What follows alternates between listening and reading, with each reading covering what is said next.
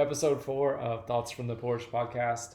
Today we're lucky again, fortunate to have Esha back with us. Welcome, Esha. I'm so grateful to be back. Ooh, I like how she said that. Today we're going to be talking about the importance of having routines in your life. We'll get into more of that in just a second. But I was thinking about that this week and how we've only had 3 podcasts before. One was about basically our marriage, one was about gratitude, and one was about journaling. And if you think about that, knowing that today we're talking about routines, our marriage has tons of routines in it. Thank goodness that we do. To be grateful, you need to be in a routine of being grateful. That needs to be part of a routine. And journaling, as Cam talked about last week, what a great routine. I hope if you didn't hear that podcast, I hope you go back and listen and hear Cam and how he has a routine for his journaling. It's an awesome podcast. What are some of your major thoughts, Isha? Well, I think routines don't have to be like a full day of things. I think that's what stops people sometimes from forming a routine. But small things, like I know I walk every morning with my mom, so it gives me something to like get out of my bed and something to do for the day. And then sometimes the rest of the day just kind of falls after that. I bet your mom enjoys that too. Yes. I'm sure she does, especially Isha's about to start college, so I'm sure her mom's soaking up every minute she can get. One thought I had too is how important, we have 2 young grandkids, and obviously we've raised 3 of our own, and how important routines were for those young kids growing up. I sit and watch our son and daughter raising their kids. They're young kids, 2-year-old and just a few weeks old, and they're already in such great routines. We can watch them and babysit them because we can just follow the same routines. Isha, you mentioned one. I'm going to give you a second chance unless you mention something else. And I want to share one of my favorite routines that I do right now after that. So do you have another one? Gratitude. It's more of like a habit, but also just finding yourself to be grateful for things that are just there. And it's like it becomes a routine because you just constantly wear yourself down, I guess, doing it. And so it's just something that becomes almost like a habit and something you're just used to doing. Absolutely. And we still text each other sometimes and ask each other, what are you thankful for today? Just out of the blue, which I appreciate that a lot. I want to share my morning routine real quick. I would say I'm proud of it. I guess I'm kind of proud of my morning routine. It's so good for me. But at my age of 61 years old, I really am very conscious about my health and longevity and feeling good for a long time. So basically my morning routine, and it's the same every single day. I get up from bed, I drink water because you're technically a little bit dehydrated when you wake up. I take what I call a lap around a circle in our subdivision, which is about a 15 to 20 minute walk. And I'll drink more water while I'm walking there. Come back home, I do check a little bit of email, but I've been up about 45 minutes by then. Check email, check bank accounts, eat breakfast. And as soon as I eat breakfast, we have a beautiful park about 5 minutes away from our house. I go there and do another about 1.5 mile walk through the park, listening to some very positive stuff as I'm doing that. And by the time I come home, it may be 9:30, possibly 10 o'clock in the morning, maybe even earlier, and I've already walked 7,000 steps. I've had 70 ounces of water. My day's off to a great start. I got light in my eyes. That's the main reason I do it, is get morning light in my eyes. And that morning routine affects my evening routine. And I'm not trying to brag on my routine. I'm just saying it's so important. And I don't have to think about it. I just know when I get up, that's what's happening every day as soon as I get out of bed. What do you think is good? What if we skip a routine? What do you think, Isha? Like, what if I miss that morning or whatever? You have to give yourself grace, because even though like you miss a routine, you miss one day, that doesn't mean like the rest of the month is bad or that rest of that day is even bad, because it just, life happens. There's not a plan for everything. And I always try to think like if it was my friend coming to me telling me like, oh, I messed this up or whatever, we'd give them so much grace. So have that grace for yourself too. That's a good point. That's very hard to do sometimes. Yeah. Because I know if I do miss some of that in the morning, I'm just like, oh no, I got to catch up. I got to find somewhere to catch up. Yeah. And I'll try not to. It's hard to give yourself grace sometimes when you miss something that you're so used to. We found some benefits of having good routines. We're going to share those with you. I'll start and let you do the second one. Okay. One benefit is it gives you momentum. It gives me momentum every day when I do that. My brain is not actually working. I feel like my brain cannot overrun me like doing my morning routine. My brain's not hardly involved at all. I am listening to some positivity and trying to learn some things as I'm walking or whatever, but it's not really, it's not taking me mind power or willpower to go out and do that. That's just part of my routine. That's just what I do. So that's one benefit, is it gives me momentum for the day.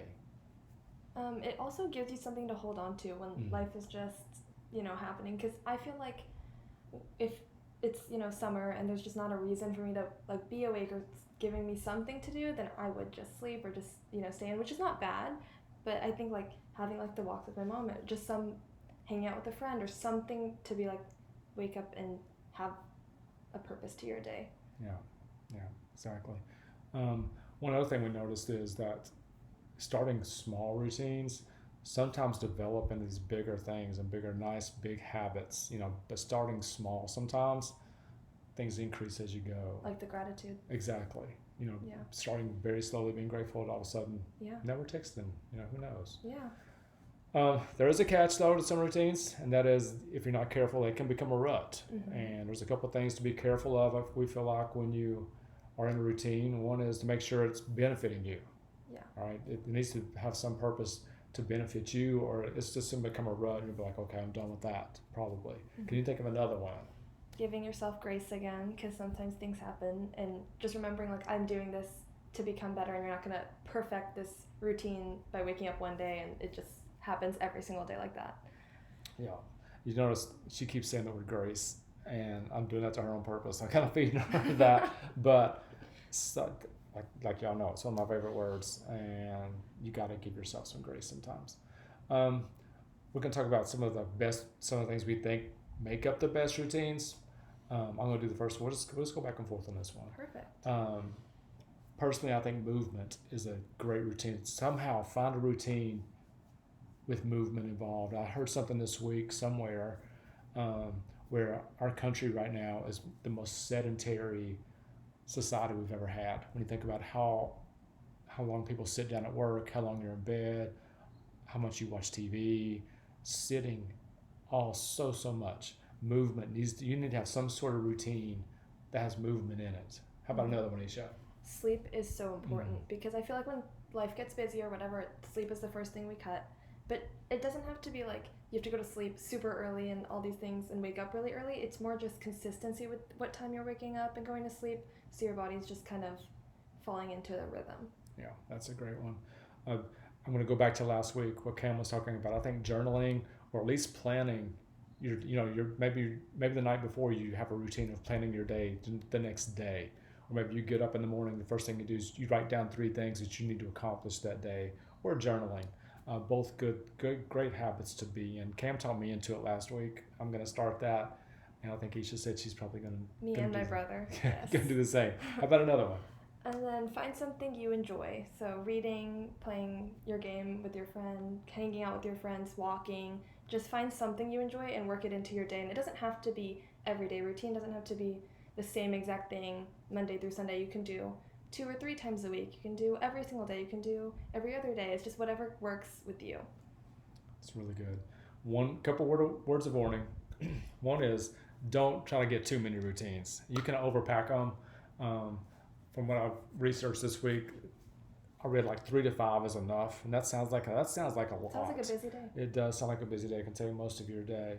And one other piece of info I thought was crazy is I did ask. I'll be honest. I went to like one of the AI sites, ChatGPT, one of those, Gemini, whatever. And I just asked it, how long does it take to establish a routine? And the answer it spit out was somewhere between, this is a wide range, somewhere between 18 and 254 days, with the average being 66. Now, the average, that, I'm a math guy. The average doesn't mean a lot to me when there's so many people in the world, like what the average is.